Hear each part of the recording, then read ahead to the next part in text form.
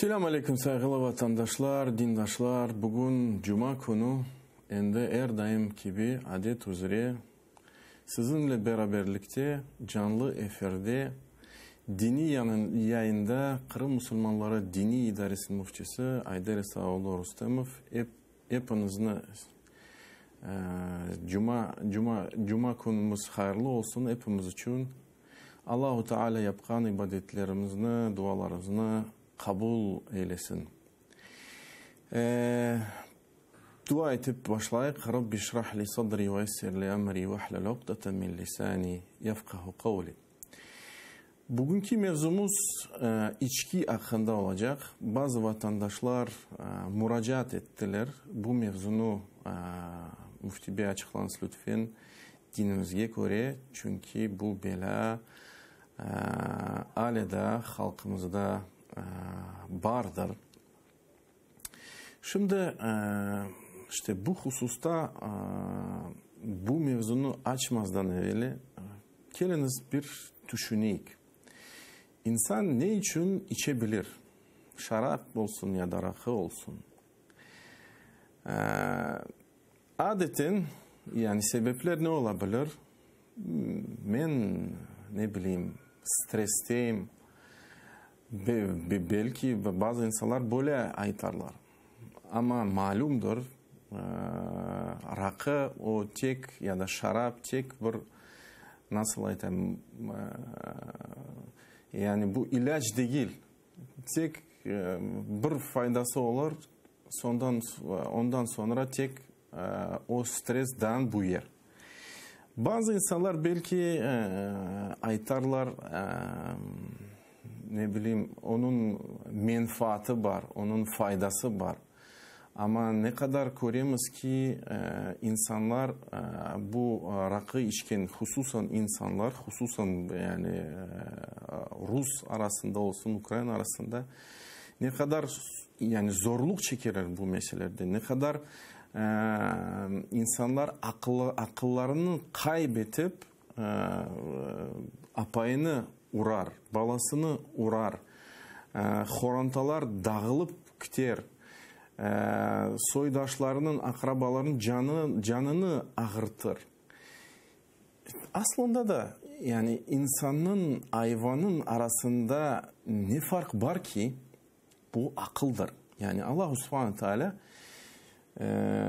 çeşit türlü mahlukatlar yarattı. İşte insanların hayvanları da yarattı. Bizim aramızda ne fark var? Akıl vardır işte. En mühim olan farklardan birisi işte saygılı vatandaşlar insan rakı içkinde aklını kaybetti. Yani demek ki insanlığını kaybetti. Onun için de ve fıtratka uygun değil. Onun için de bilemiz ki İsra Mi'raç hadisinde Resulullah sallallahu aleyhi ve sellem ona takdim edildi. Melek ona takdim etti. Ey Muhammed ya da şarap ya da süt ne seçersin? O seçti ki bilemiz ki süt. Ve melek ayıttı ki doğru sayladın, doğru seçtin ey peygamber bu fıtrattır. Onun için Resulullah sallallahu aleyhi ve sellem ümmetine, son ümmetine bu şarap olsun ya da rakı olsun yasaklanmış. Ama biliriz ki Kur'an-ı Kerim'de geçe nice ayetlerde yani bunu Allah Subhanahu Teala mükafat olarak bağışlayacak cennette. Ama cennetteki olan şaraplar ya da içkiler ilahiri bu zararını, bu kederini insana getirmeyecek. Onun başka vasıfları ve bu yani Kur'an-ı Kerim'de bu vasıflar geçiyor. Yani onu okuyabilirsiniz. Meraklı şey. Böyle şarkı bir hikmet var. Şarkıda hususan Araplar arasında aytalar ki şarap ya da rakı olsun ama şarap değiller elbette ki çünkü rakı elden yok idi, şarap var idi. Ama şaraptan rakının hiç farkı yok çünkü illet yani sebep bu aklını insan joya. Onun için ne rakının ne şarapın farkısı yoktur. Demek ki hikmet ne ayta? Hikmet ayta ki böyle neden ibarettir? Şarap bütün günahlarının anasıdır. Günahlarının anasıdır. Demek ki bütün günahlarının mecazi manasında tamırıdır. İşte bu hususta meraklı olan Osman İbn Affan, Allah razı olsun ondan, 3. halife ve Peygamberimiz Muhammed sallallahu aleyhi ve sellem büyüklerden, sahabelerden birisi. O ayta ki, ey Müslümanlar, şaraptan uzak gözünüzü tutunuz. Muhakkak ki şarap, bu Osman İbn Affan sözleri, günahlarının anasıdır. Sonra anlata bir hadiseni. Bu keçken halkların hadisleri, yani İsrail'ten olan hadise. Keçken halkların degende ama Yahudiler bahsetili ya da Hristiyanlar bahsetili. İnnehu kana raculun mimmen khala qablakum. Sizden evvelgen yaşayan halklardan birisinden bir adam var idi. Yani salih bir adam var idi. İşte bu adamla bir kadın ilgilendi bu adamdan. Sevdi mi, aşk oldu mu bu insana ve onu çağırdı. O hadimini ona yiberdi. Dedi ki biz seni çağıramız şehadet getirmek için. Yani şahit olacaksın bir meselede. Ama asıl meselesi onunla beraberlikte zina, yani birleşmeye, günah yapmaya, zina yapmaya. İşte böyle aldatıp onu getirdiler bir mekana, bir binaga. İşte başladılar onu kırsetmeye, odadan odaga, kapılarını kapatmaya. Hatta ki o geldi bu kadının karşısına, kadın hem de güzel idi.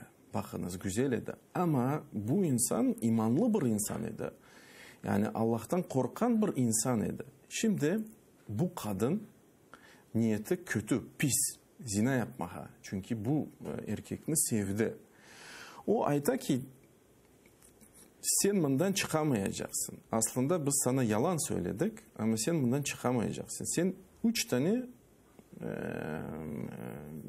3 şeyden seçebilirsin. Ya da menden zina yapacaksın, ya da bu küçük balanı öldüreceksin, ya da bu şarabını içeceksin. Şimdi bu insan düşündü elbette ki bir balanı öldürmek ne kadar büyük bir günahtır yani. Ağır bir günahtır. Böyle gördü onu. Zina da yapmaya büyük bir günahtır. Böyle gördü. Ama işte düşündü baktı. Dedi ki şarap bana zarar olabilir. Haydi içeyim dedi. O zaman bana tokunuz dedi. Ve toktular ona içti. İşte saygılı vatandaşlar dikkat çekiniz nokta mında. İşte o şarapını içken son aklını kaybetti. Hem de zina yapa hem de balanı öldürüyor. Onun için yani bu hadisede, bu rivayette ibret mundadır. Onun için aytalar ki rakı, içki ne olsa olsun ya da ne bileyim narkotiki yani ot olabilsin, ne olabilsin aklını algan şeyler, maddeler, bütün bunlar hepsi ummul habaith. Bütün günahlarının, bütün yani pis olan amellerinin anasıdır, tamırıdır, kökenidir. Şimdi aram olganı deliller ya da Peygamberimiz Muhammed sallallahu aleyhi ve sellem sözler, hadisler. Yani Peygamberimiz sallallahu aleyhi ve sellem bu hususta yani şarap hakkında ne ayıttı? Peygamberimiz ayıttı ki la yazni zani hine yazni ve huve mu'min. Eğer yani bir Müslüman, mümin olan insan zina yapsa o bu anda mümin değildir. Ve la yeşrabul hamra hine yeşrabuha. İşte hamr, şarap içkinde o insan, o mümin insan mümin değildir.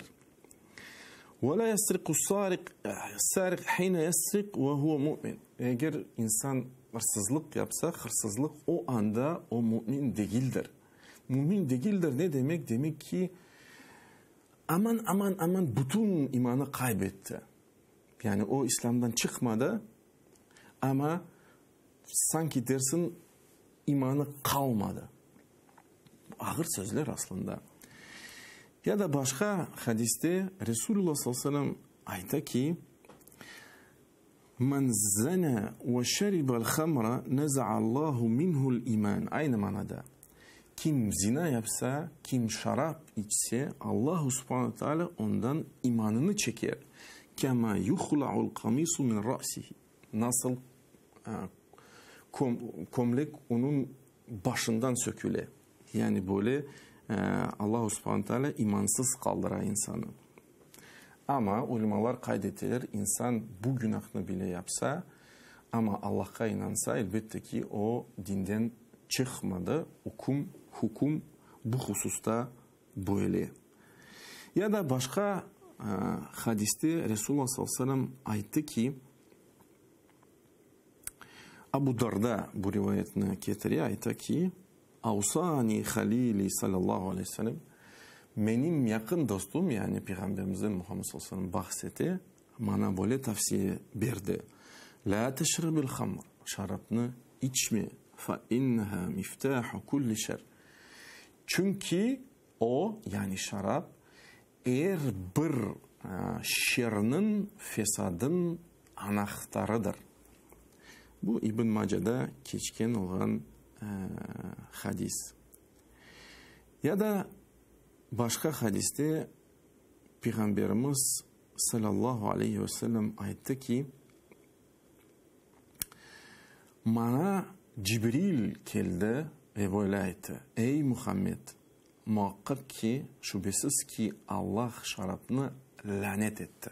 Allah subhanahu teala şarapını lanet etti. Sonra devam etti. Cibril ayette: وعصرها ومعتصرها وشاربها والمحمولة إليه وبايعها ومبتدعها وساقيها ومسقاها. Bunların hepsini kim iştirak etti bu işte icraatta, hepsini lanet etti. Kim işte yüzümünü sıktı ve şarap yaptı, kim içti, kimge getirdiler, kim sattı, kim satın aldı ve lahire. Yani insan ne kadar az bile dokunsa bu meselede, kendisi bile içmese ama bu meselede iştirak etse artık o Allah subhanahu teala onu lanet etti. Bu hadiske göre. Şimdi yani hukum olarak net olarak elbette ki dinimizde bizden sorsalar İslam dininde şarap içmeye ya da rakı içmeye caiz mi ya da haram? Biz aytamız ki haramdır. Ama bilemiz halkımız sürgün yaşadı. Halkımız cahil oldu. Çünkü bilemiz ki Sovyet Birliği hükümeti dini hep dindar adamlarını hep düşman saydı. Çok şükür ki ecdatlarımız dinini kurtarmaya çalıştılar. Şimdi ise dikkatinizi başka bir meseleye çekmeye isteyeyim. Bu hikmet. Yani ben düşünüyorum ki bizim halkımız nasıl hatta bile Mekke'de birinci etaplarda Resulullah sallallahu aleyhi ve sellem davet etti, anlataydı, din meselelerini, terbiyeleydi sahabelerini. Bizim halkımız böyle de etaplardan geçebilir, ben öyle düşünüyorum. İşte merak olan şey İslam dininde bu hikmet tarafını biz bakamız. Tarih sahasından, tarih köşesinden bu meseleye bakamız. Hemen yasaklanmadı. Yani 3 etap geçti. Birinci etap ve hatta bile bu sebep nüzul yani bu indirilgen ayetlerinin hakkında işte rivayetler var. Ömer ibn al-Hattab radıyallahu anhum gelgen edi işte ve soraydı. İşte bu gece İbn Sirri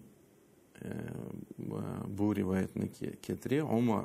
Ömer radıyallahu anh aytaydı. Allahümme bayin lana fil hamri bayanen şafin.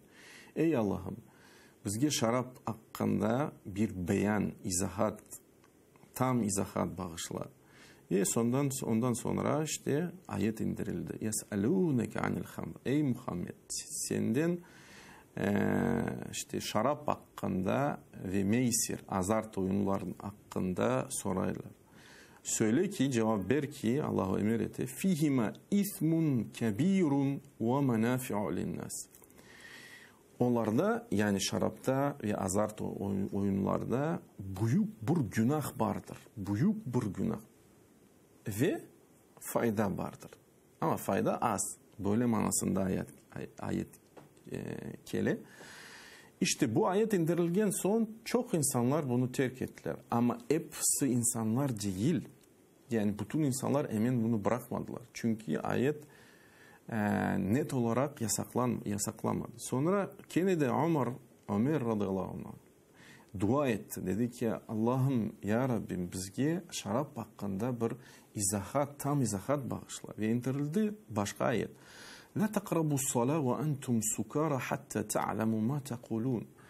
Yani ey Müslümanlar, ey iman etkenler, siz namazga yakınlaşmasınız sarhoş olarak.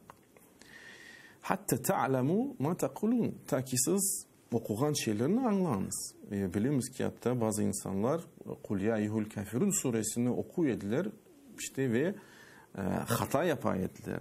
Ve hatta kavga çıktı bu meselede. Yani Peygamberimiz Muhammed'in devrinde bakınız.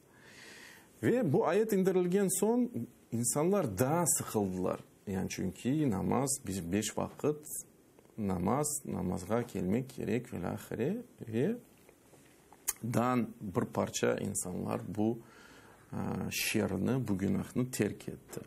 Ama kene de Ömer ibn al-Hattab radıyallahu anh dua etti. Allah'ım ya Rabbim bizge şarap hakkında bir izahat, tam izahat bağışla dedi. Ve son ayet indirildi. Ya eyyühellezine amenu innemel khamr vel meysir vel ansab vel azlam ricsu min ameli şeytan. Ve ila ahirâne fehel entum muntehun. Ey iman etkenler, şarap, azart oyunlar, kurban taşlar, işte müşrikler kurban taşları ve ilahire. Bunlar hepsi yani pis şeyler, ricsun. Onu ne zaman siz terk edeceksiniz diye, ne zaman bunu bırakacaksınız diye ayet indirildi. Ve işte o anda Müslümanlar, toplum anladı ki bu artık tamamen yasaktır. Ve Ömer ibn al-Hattab ayetti ki intihayna.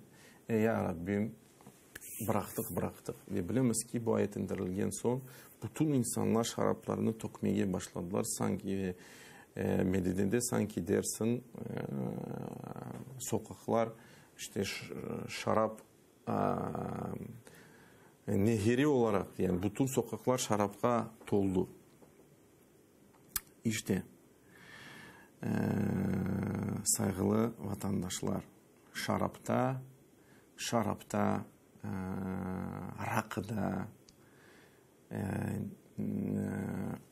ot olsun, narkotik olsun, ne olsa olsun yani nasıl madde insanın aklını azalta bu hepsi dinimizde aramdır. Bunu böyle bilesiniz ama gene de hikmet meselesi mühimdir. Şimdi bir insan İslam'ı kabul etti Ukrayna ya da bir insan yavaş yavaş dine yakınlaştı, namazını başladı yapmaya. Ama onun bir illeti var, hastalığı var. Yani rakı içe. Siz ona yani bazı insanlar böyle yapar bile koruyamaz yani. Üstüne atlap da bunu taşlayacaksın, bunu yapmayacaksın. Belki doğru değil. Çünkü yavaştan yani yani bizim yakınlarımızın olan insanlarını terbiyelemek gerek. Nasıl Allah Subhanahu Teala bu birinci altın devirde olgan toplumunu terbiyeledi. Nasıl Peygamberimiz Muhammed sallallahu aleyhi ve sellem biz de böyle yavaştan terbiyelemek gerekmez. Elbette ki bizden sorsalar bu yasak mı caizdir? Biz elbette ki cevabımız aşkardır. Bu yasaktır. Çünkü son hukum bu hususta indirildi. Ama yine demin kaydettim. Bilesiniz ki bu meselede hikmetli olmak gerek. Hatta başka bir hadise var. Hamza ibn Abdülmuttalib'in hakkında. Yani Hamza ibn Abdülmuttalib bu şehit oldu. Peygamberimiz Muhammed sallallahu akrabası. Cennette bilemiz ki şehit cennette ve lahir. Ama o bile yani Mekke zamanında bilenile ki o şarap içeydi bile. Ve işte anda kavga çıktı Ali ibn Abi Talib'den. Bu meraklı bir hadisi ama inşallah gelecek seferlerde bunları hepsini müzakere ederek ne yazık ki yekünlenmek üzere vaktimiz bitti. Ve sallallahu ala nebiyyina Muhammed ve ala alihi ve sahbihi ecmaîn. İleride görüşecek.